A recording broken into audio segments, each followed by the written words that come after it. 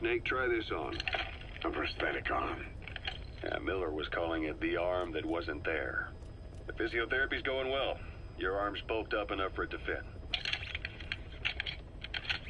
There. Perfect. A little time with it, and it'll work better than the real thing. What do you think? Huh. I can still feel my real arm. Well, you better get used to this one quick. You have any pain? Every now and then.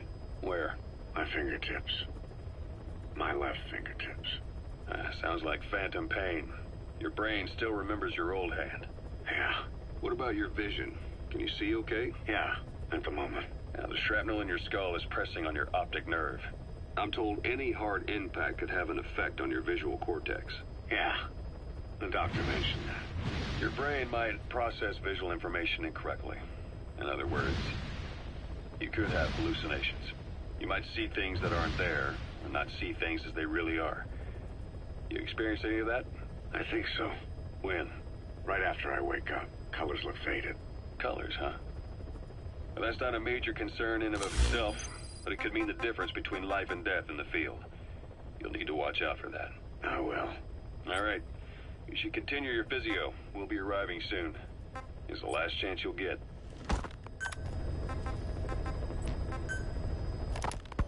Ocelot. I hear they started calling you Shalashaska in Afghanistan. What's that about? You know the term Sharashka? It's slang for a suspicious, hastily thrown together organization. The word became associated with the type of forced labor facility in the Soviet Gulag system. OKB scientists and engineers who'd been convicted of crimes were sent to a Sharashka for forced R&D. The Sharashkas were supervised by Lavrenti Beria of the NKVD, the secret police, under the official name 4th Special Department. Forced research? That's not very different from what we do here. Diamond Dogs is different. Everyone here believes in you. Regardless of where they came from or why they're here, they revere you. And they're fighting because it was their choice. And if it wasn't, they'd leave? Who knows? That's our reality here, whether it's real or not. If there's another truth, I don't want to know it. All that matters is that's the concept that's taken shape in their heads. The traces of a group ideology, our superstructure, to put it in Marxist terms. All right. Go on. Right. So anyway, at some point the enemy started calling me Sharashka. This was after the war in Afghanistan broke out. While I was keeping an eye on you in that hospital, I was also heading up interrogations here. The men I broke gave up their comrades and families, everything they wanted to protect them most. No real cause for it. I just let myself get caught up in the old Russian pride. And suddenly I received the honor of becoming Special Interrogation Advisor to the forced labor camps. But the more men I interrogated, the more people saw me as just that, the interrogator. It helped cover my real objective of keeping you safe. You went that far for me? Far enough to keep you alive. I ended up being pretty well known among the Afghan guerrillas. Some of them would have seen me on the battlefield, and that's how I got the second half of the name. Shashka. It's a sword, a type of saber from the Caucasus. Russian dragoons and Cossacks carried them into battle.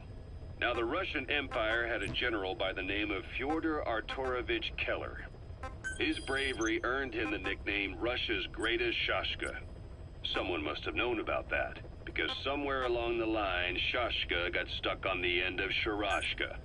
The guerrillas were using the name amongst themselves, and by the time I got to hearing about it, pronunciation had wound up as Shalashashka. So, half Gulag, half Hero Sword. Is a perfect fit. But you see how rumors...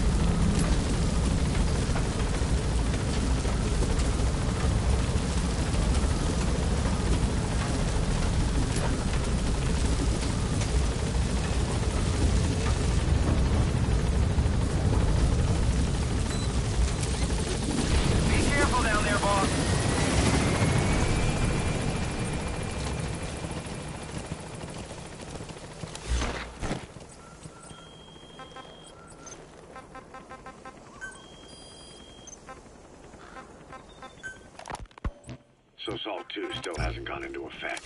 That treaty was drawn up to limit not just the size of the U.S. and Soviet Union's nuclear arsenals, but also their delivery systems. The whole deal. Just when we thought all those years of negotiations had paid off, somebody decides to invade Afghanistan. The timing couldn't have been worse. The president was in the middle of the SALT II talks back then. You mean while you were busy trying to stop Peace Walker? I heard. President Ford was meeting with the General Secretary in Vladivostok. In his absence, the political brass in America detected what they didn't realize was false nuclear launch data from Peace Walker. They were on the verge of ordering a retaliatory nuclear strike. Coleman's big idea? Humans are incapable of destroying themselves. Turns out he never knew what humans are capable of. If that AI, the boss, hadn't found a way to stop the fake data transmission, they probably would have gone ahead with the launch. Deterrence was revealed as the pipe dream it was. All thanks to you. And her. The U.S.-Soviet talks looked set to fall through. What happened in Nicaragua no doubt helped trigger a change of heart. But in the end... The time's to find the politics. When you've grabbed their tail, they turn and bite your hand. I first met you 20 years ago now. The place was Selenouyarsk in the Soviet Union. We were enemies. I was with the GRU. You were still fighting for America. 1964. Operation Snake Eater. Its objective? The assassination of the legendary soldier known as the Boss. When you returned home successful, they awarded you the title Big Boss. Your CO, Zero, sought to carry on the boss's will by covertly establishing his own organization. You knew the original members from Operation Snake Eater. From America, there was David O, or as he was to you, Major Zero. Donald Anderson, a.k.a. Sigint. Dr. Clark, who went by paramedic during the operation. And the fourth, you. From China, there was Eva. And me, Ocelot, from the Soviet Union. 6 in total. To us, government notions of friend and foe were meaningless. As were East and West, we joined forces by our will alone. Our objective was to fulfill the boss's dying wish, to make the world one. And to do it, Zero used the Philosopher's Legacy, the secret war fund you obtained during Operation Snake Eater. This organization would go on to become Cypher. I, on the other hand, was left with the problem. You only recovered half of the legacy. I had to locate the other half myself. When I found the funds, I passed them on to Zero, just as you wanted. I still trusted him in those days. We thought what he was doing was the boss's will, until he started that one project. Les enfants terribles, Zero called it. You parted ways, as did Eva, leaving only Anderson and Clark still with him. I maintained limited contact, although truth be told, we were just keeping tabs on one another. The reason was always you. After you returned to the Army and created Foxhound, you left America. For a time, even I'd lost track of you. I'd imagine Zero did too. You always were the best when it came to hide and seek. Zero created Cypher, an information network to tap into every corner of woven together. Cypher's arteries make the world just one big organism, and that's not all. It also monitors the thorn in Zero's side. That's you, tracking your coordinates wherever you might go. The further you strayed from your roots, the larger Zero became. It's as if he was trying to close the gap between you. But before long, he disappeared from public life. Only a few people had direct contact with him. For a time, I was one of them. Then a year after you fell into your coma, he slipped out of sight entirely. Since then, nothing. No photos, no recordings, not even a reliable rumor as to his whereabouts. I tried every method I could think of, but Zero was gone. Freed of his control, his creation, his power continued to grow. Cypher is a great beast, and Zero was its spine.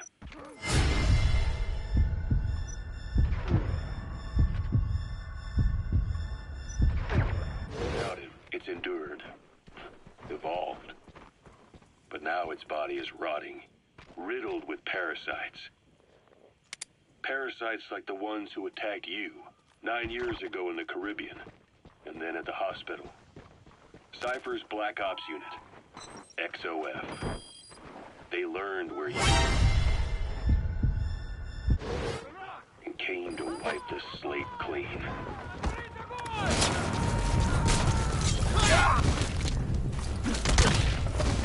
I'm sorry, boss, but the extraction failed. The support unit just isn't skilled enough. If you want to increase the success rate of Fulton extractions in bad weather, you need to improve the support unit.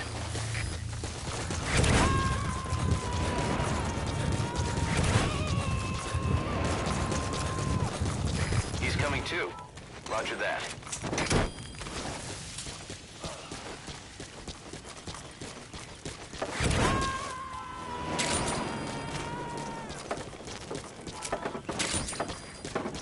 You gonna extract him?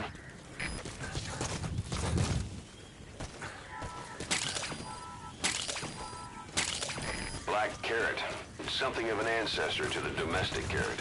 It's also a favorite of wild animals.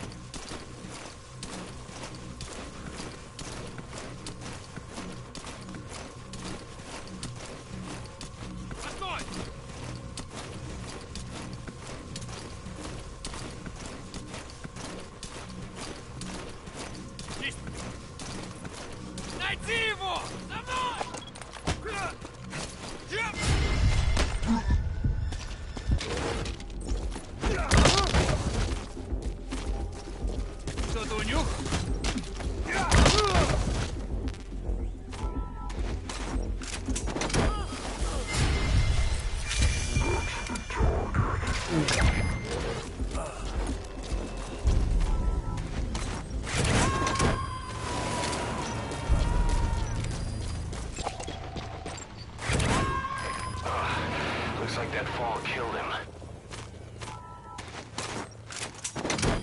Subject on board. Leave the rest to us.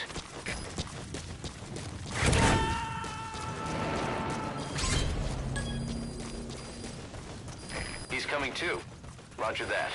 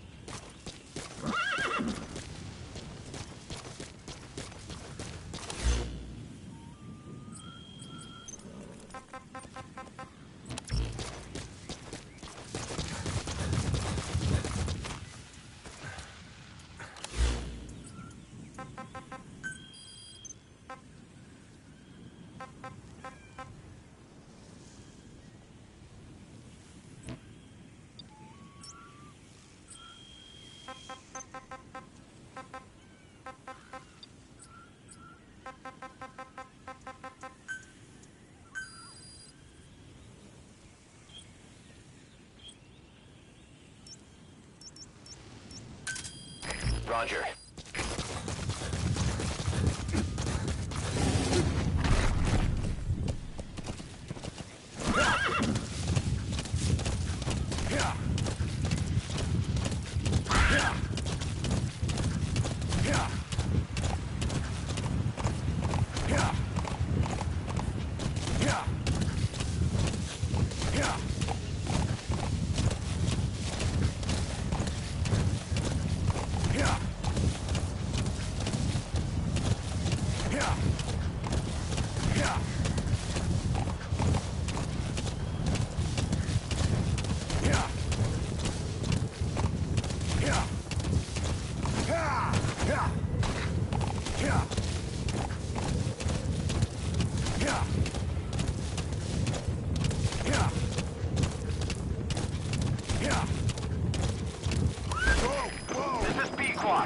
Arriving shortly at LZ.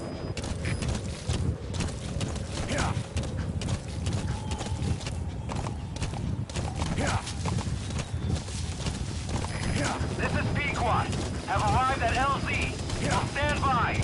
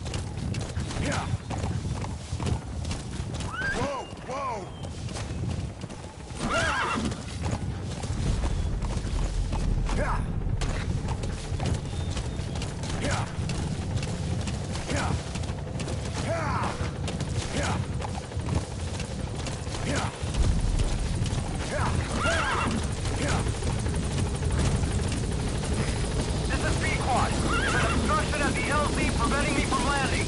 Request immediate removal.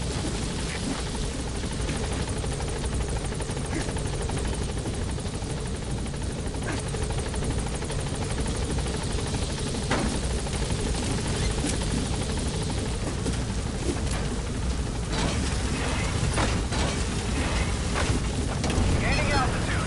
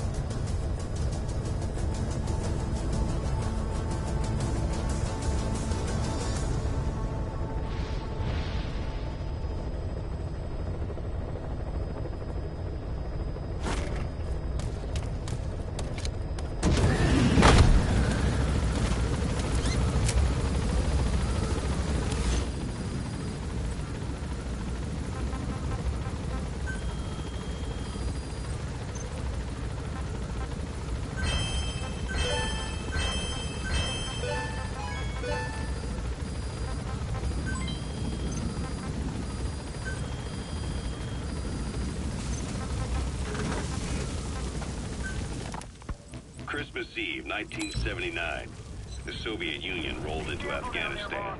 Muslims have revolted against the Soviet-friendly regime established the year before. The DRA forces could no longer contain it themselves, so the Soviets went in to intervene. The Afghan government was powerless and fraught with infighting. They lost the hearts and minds of the people, and that alarmed the Soviet leadership. With the Islamic Revolution happening in Iran, the Soviets felt they had to act fast or risk the spread of Islamic revivalism. A superpower, sending a motorized rifle division against men on horseback with antique rifles. Everyone thought it'd be over in an instant, only it wasn't. Some Muslims made their fight a jihad, a holy war, and began a guerrilla campaign on all fronts. A war of attrition. These fighters call themselves Mujahideen. They're being supported by the West through Pakistan. That's why Miller was involved. He was training them near the Zero Line, sponsored by the CIA. The war has become a nightmare for the Soviet troops stationed here. They thought they'd be headed home in 6 months at the most. Then a year passed. 2 years. Now here we are 4 years on with no exit in sight. Afghanistan has become the Soviet Union's Vietnam. The Soviet troops on the ground want to go home, but at least they have homes to go back to. The Afghans have lost theirs. The Soviets destroy the kishlaks, villages, wherever they can. They burn down homes and fields, fill in wells, turn pastures into minefields. It's created a mass of refugees who fled to Pakistan.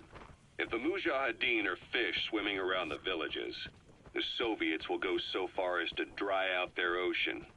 This has had a big price. The security forces must know something about the targets. And they're taking... After you grab or hold up an enemy, try interrogating them. Among the Mujahideen are the Pashtun people. They're fiercely devoted to their code of Badal, or revenge. Soviets they've captured have had their hands, feet, and noses cut off before being left to die at the side of the road, just to show their comrades what they're capable of. Friendlies who come across them can do nothing but put them out of their misery. Then they burn down another village in retaliation. And the cycle of vengeance goes on.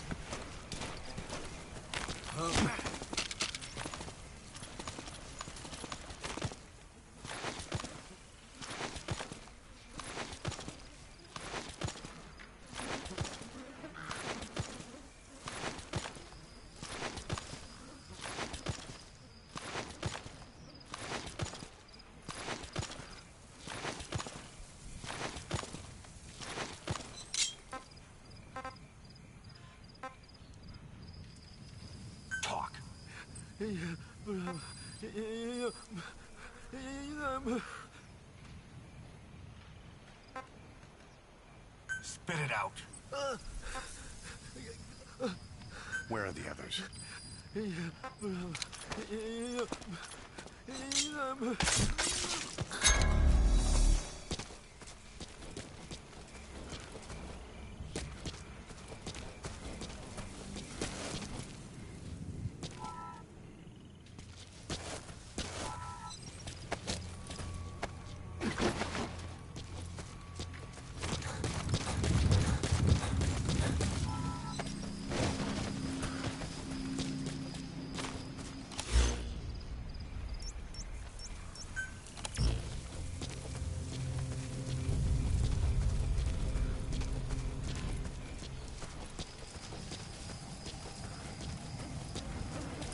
dumpster.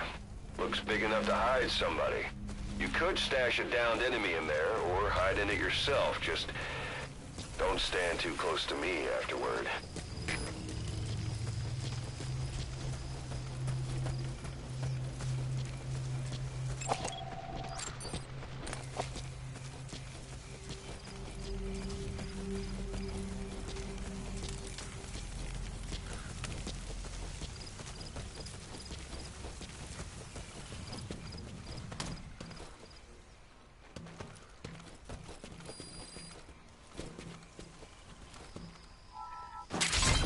That material. It could be just what we need to develop new weapons and equipment.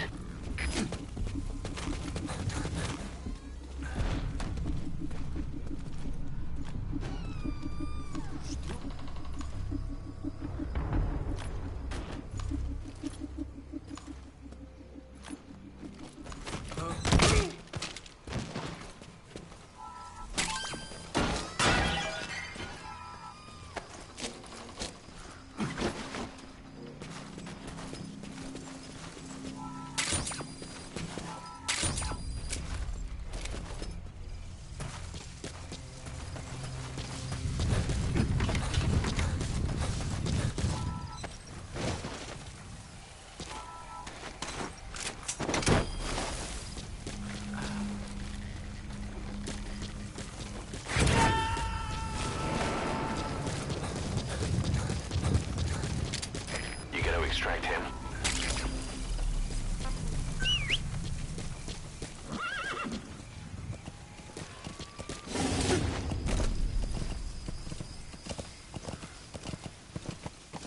Whoa, whoa, whoa.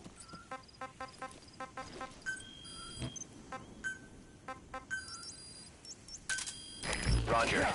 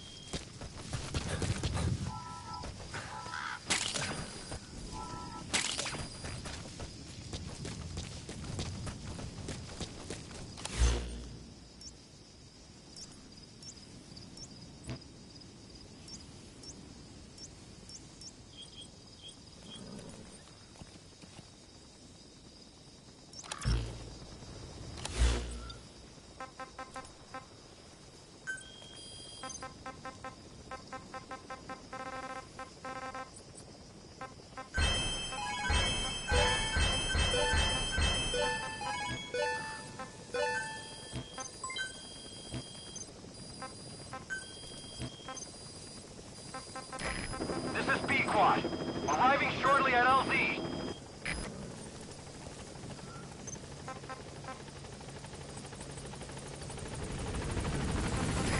This is Pequod.